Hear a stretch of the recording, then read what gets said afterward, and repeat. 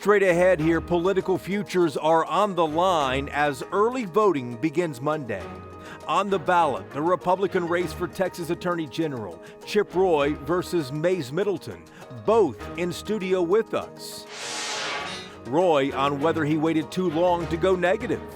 The biggest difference between him and his opponent, and what Roy had to say about data centers.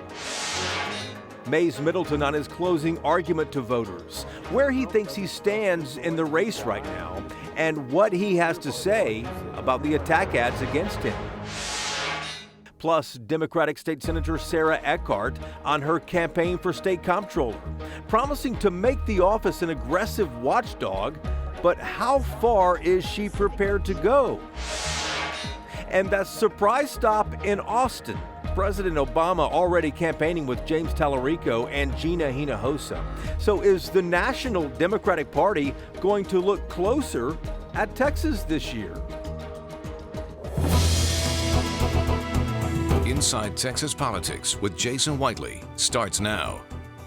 Thank you for being here. Let's begin the program, as always, with the top political headlines happening across our state. Agricultural Commissioner Sid Miller is blasting Governor Abbott, this time over the state gas tax. With prices so high, Miller wants Abbott to suspend that tax, which would knock about 20 cents off per gallon when we fill up. But Governor Abbott said he cannot legally do this. Miller shot back saying, quote, "Funny how the governor's executive authority always seems available for everything except giving taxpayers a break." No love lost here, though, after Abbott endorsed Miller's opponent in the primary. Commissioners in Hill County are the first in the state to say no to data centers, at least temporarily. Hill County put a one-year pause on building new data centers so it can study how much water and electricity they consume. But can counties actually tell private property owners what they can do with their land? State Senator Paul Bettencourt says no, so watch to see if this one ends up in court. And a troubling new report about public schools in Texas. Enrollment is falling and forecast to get worse. 76,000 fewer students attended public school this year, the largest single drop in Texas in a single year here. It happened before vouchers even went into effect. It's the nonpartisan group called Texas 2036 that estimates public schools could lose 120,000 more kids over the next 2 years. Several reasons for it, including declining birth rates and more competition from private schools. Early voting begins Monday across the state in the May 26 runoff election. The John Cornyn-Ken Paxton race is getting a lot of attention, but the race to replace Paxton as Attorney General is also as competitive. Those two candidates up first with us here, State Senator Mayes Middleton from Galveston and Congressman Chip Roy from Austin, who leads us off as both men make their final push to voters. Congressman, welcome back to the program here. Great to be here. Great to be in Dallas. We are closing in on early voting here. What's your honest assessment of where this race is right now? Yeah, I think anybody who's objective will look at this and see you've got a race that's neck and neck, that's within the margin of error in virtually every poll that we've seen. There was one outlier poll down in Houston, but we don't put much stock in it. It's a text push poll. But we feel very good. We're going across the state of Texas, getting a lot of great response. And, there's one key difference in this election than the March 3rd election. It's that, we're coming in hard with ads, and we're doing contrast ads against my opponent. I ran nothing but positive ads in the first race. That's how I wanted to run the campaign. Was that a strategical error to not hit him after he was hitting you so hard? Well, we had a four-way race, and I'm in Congress doing my job, and we're running our ads to get our name built up where I didn't have name ID. Mine was already higher, and we were making clear that I was supported by Senator Ted Cruz. He's endorsed me, that I'm endorsed by a lot of conservatives across the state of Texas, and I think that laid the foundation. Maybe in retrospect, we could have run a few negative ads, making clear Mayes' lack of experience and the fact that he's made some strategic errors over the years in his service in the Senate. But we're going to make that clear now when it matters, and we're doing that right now, and people are responding. Biggest difference between you and Mayes Middleton as voters go to the polls? I'm a real lawyer. He's not. And you need a real lawyer as the Attorney General. What do you mean real Texas. Lawyer? Because he's going to say, no, I absolutely have a law degree. Well, having a law degree doesn't mean you're a real lawyer. You need somebody who's actually been in court, stood before a judge, who's presented a case, convicted a criminal, who stood up as the first assistant attorney general, managed the complex litigation and figuring out which cases to file and who to file them with, winning a case alongside West Virginia on the Clean Power Plan, fighting the President Obama's wrongful declaration of on the deferred action for children and parents in terms of illegal alien children. These are all cases I've been running, leading, winning on. I was a lawyer for Governor Perry, a lawyer in Washington. that actually gives you experience that is necessary to be the Attorney General. It's not the Secretary of Law, it's the Attorney General. You need to be a lawyer who can show up in court and actually do the work. So, well, I'm just going to administer the agency. Well, you know what? It's important to actually know the agency and know how to administer it. If elected, priority one. Priority one is to make sure you've got the best team in place to be able to execute and deliver on open records, open government, and to make sure child support's delivering and make sure we're continuing to carry out the litigation against the federal government. Is that keeping Paxton's team in place? Or what? Well, look, at the end of the day, most of what we call the eighth floor, the executive, I've already gone through this. I was Ken Paxton's first assistant attorney general. Governor Abbott took his team, went over to the governor's office. And so I had to build a team from scratch. I hired Jim Davis. He's now the president of the University of Texas. I hired Brantley Starr. He's now a federal judge here in Dallas. I hired Bernie McNamee. He was a Trump-appointed FERC commissioner. You go hire the best talent, and then you can build a great team. We did that.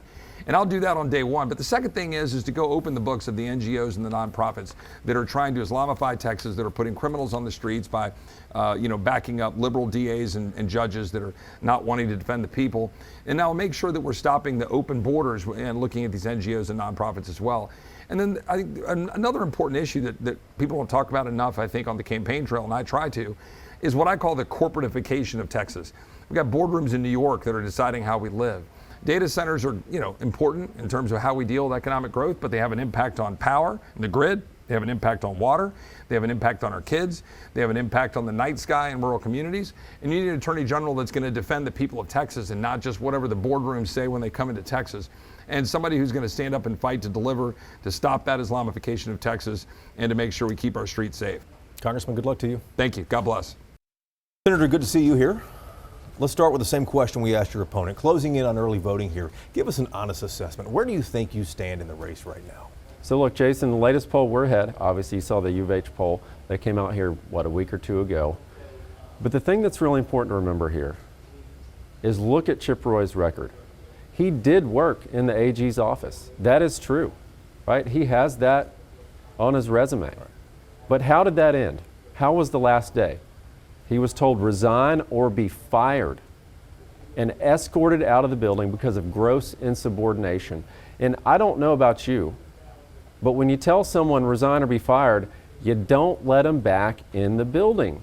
And look, this is also why I believe that General Paxton has said he is voting for me in this Republican primary runoff. Ken Paxton said he's voting for me in this runoff on the 26th. Also, Lieutenant Governor Dan Patrick has endorsed me in this race.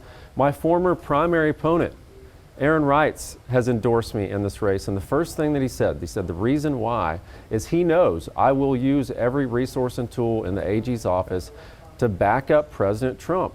There's only one MAGA candidate here in this runoff, and it's me. President Trump doesn't trust Chip Roy, neither do I, and neither should you. Your opponent, though, argues that you're running on ideology and endorsements, as you just mentioned, not courtroom experience, which he says that he has.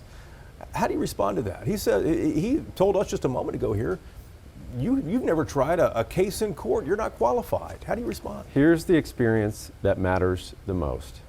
Defeating the left. That is the number one thing in the AG's office. And look, for 7 years, I've been writing these laws, drafting these laws, defending them against Democrat attorneys on the House floor, defending them against Democrat attorneys on the Senate floor, getting them over the finish line and winning. Who better to enforce these laws than someone that was on the ground floor writing them and already defending them against the left's attacks? And this is a 4,000 person agency. This is 750 attorneys. It is an executive level role, right? DAs, they're in the judicial branch. Those are prosecutors. The AG is in the executive branch, and I am the only one in this race that has the executive level experience of signing the front of a paycheck and knowing where the buck stops. And the other guy has pretty much worked for government his entire life. Shouldn't the Attorney General, though, be able to try a case in court? Well, so look, Ken Paxton, 2013, let's back up here. Why did we support him when he ran for AG? It wasn't because he was a civil attorney like me, right? It wasn't because he worked at Gibson Dunn. It wasn't because he was a general counsel. The reason why we supported him for Attorney General is because he had that proven conservative record. And he was the top 1 or 2 most conservative members in the Texas Senate, just like me. And he's not in the courtroom. And the reason why he's not is he is busy leading as he should be. If you become the nominee, will you ask Chip Roy for his endorsement? Absolutely. Yeah, you will? I will, absolutely. If he's become If Chip becomes a nominee, will you support him? Absolutely, 100%. We got to elect Republicans up and down the ballot in November because it's a spiritual attack we're under right now. Texas is under attack and they want to destroy us. Senator, good luck to you. Thank you, Jason. Appreciate you having me on today. All right, let's bring in the roundtable to talk about the politics of this. Bud Kennedy is here from the Fort Worth Star-Telegram, Natalie Haddad, political reporter at WFAA in Dallas, and Matthew Watkins with us again, the editor-in-chief of the Texas Tribune. And Matthew, let's start with you. Mayes Middleton, Chip Roy, we just heard from both of them there. Looks like it's going to be a close race here. How do you think this shakes out? Yeah, I mean, I think it's going to be a very close race. A lot of money being spent trying to define these candidates. Mayes Middleton, as you talked about, has really put out that message, MAGA Mayes Middleton, right? I'm sure a lot of people have seen those commercials, received those flyers. Chip Roy, as you saw in that interview, really trying to take some steps to define him beyond that. It'll be interesting to see how it works, but I do think it'll be a close race going into the runoff. And Natalie, did Chip Roy wait too late to attack Mayes Middleton? You know, I think it was very becoming of him to admit that he made some possible strategic error in the beginning, having a lot of positive ads. You know, he said that he was at work and that's the way he wanted to run his election. But now he's playing this game of catch up. He wanted to work on his name ID. Now he has that. But now he's working to make sure that people know, as in his words, that Mayes Middleton doesn't have the experience he has. And so I think in the grand scheme of things, yes, he may have waited too long. He's playing a game of catch up. Bud? Well, you know, I think this race may have turned when Mayes Middleton named himself MAGA Mayes, just attaching MAGA to it. You know, you heard in his interview, he's very much a politician, attaches himself almost blatantly to Ken Paxton's coattails in this race. Chip Roy is more of a lawyer. He was in the AG's office and worked hard and did a good job by all standards, just didn't get along with Paxton. You have a classic lawyer against a classic politician, and Mayes Middleton has run the political race. But let me ask you real quick here about endorsements, how much they will count here. Ted Cruz backs Chip Roy, Lieutenant Governor Patrick backs Mayes Middleton. Are those going to carry any weight with Republican primary voters? I think they cancel out. I think they have a lot of the same following. I think Ted Cruz supporting Roy does show that you know, Roy succeeded Cruz almost in the AG's office and has a great deal of respect from Senator Cruz. All right, guys, thanks a lot. A lot more ahead here in just a moment. When we come back here, Sarah Eckhardt on her campaign to become comptroller, pledging to be a taxpayer watchdog, but how far is she prepared to go? And Texas Republicans talking about a new internal survey suggesting a lack of excitement right now inside the GOP. Inside Texas Politics, back in just a moment. Welcome back to Inside Texas Politics. Now to the state's chief financial officer. For the first time in a decade, the comptroller seat is open. The November matchup is already set. Republican Don Huffines will join us next week. But first up right now, Democrat Sarah Eckhardt, whom we caught up with during a campaign stop in Waco. We've heard you criticize political cronyism and no-bid contracts. What are the specific contracts that you would look into if elected on day one? On day one, I would do an assessment of all of the no-bid contracts that came in under emergency orders that have been renewed by the governor's office every single month for the last 6 years. We've seen a fourfold increase in no-bid contracts. We need to take a look at every single one of them to see how much money we lost in failing to compete those contracts, and also what kind of business is not being grown in the state because only certain businesses are getting those state contracts. State contracts are a great way to build our locally grown talent pipeline in the state of Texas. When you give no bid contracts to mostly national and even international corporations, that's state money going out the door, never to return to the people of the state of Texas. School vouchers just been awarded to more than 96,000 Texas school children. You promised an audit of this program if you are elected. What do you think you would find? What I think we will find, and frankly what was projected even at the time we were debating this bill on the floor, was that vouchers would go to predominantly white and well-off families that already had their children in private school. Although the bill was sold as a way for low-income families who had disabled children to have a choice, I think that the demography ultimately will show that that's not who is getting this benefit. We are actually just raking money out of the public school system and moving it over to the private school system, subsidizing people who already send their children to private school. I've heard Republicans say, listen, Democrats oppose vouchers, and now they're trying to oversee vouchers after they lost the legislative fight. Is this audit really about accountability, or is it about getting even in some sorts? No, it's not at all about getting even. Listen, the comptroller's office is under my watch. The comptroller's office would follow the law and follow the money, irrespective of where that evidence leads. It's not a Republican or a Democrat thing to honestly tell the people of Texas and their elected representatives where their money is going and who is benefiting most, least, and not at all from those investments. That's not a party thing. The comptroller's office does not work for a party, does not work for a specific leader. The comptroller's office works for the people of the state of Texas. Your Republican opponent has said he wants to doge different departments in the state, or at least take a look at potentially finding ways to find efficiencies.